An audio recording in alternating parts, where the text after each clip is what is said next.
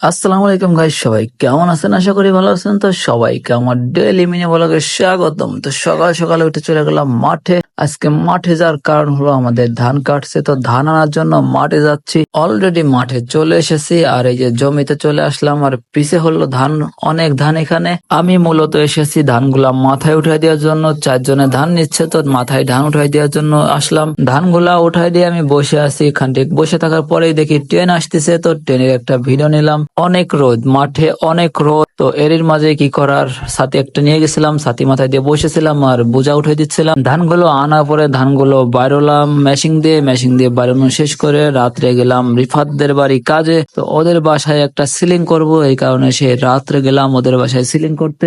রাত বাজে 9টা, আর এখন গেলাম ওদের বাড়ি কাজে। তো 12টা পর্যন্ত কাজ করলাম, 12টা পর্যন্ত কাজ শেষ করে অলরেডি অল্প একটু কাজ করে চলে আসলাম। কাজের চাপ অনেক, কাজের চাপের কারণে ভিডিও করতে পারিনি। তো সবাই ভালো থাকবেন, সুস্থ থাকবেন, পাশে থাকবেন। আল্লাহ হাফেজ।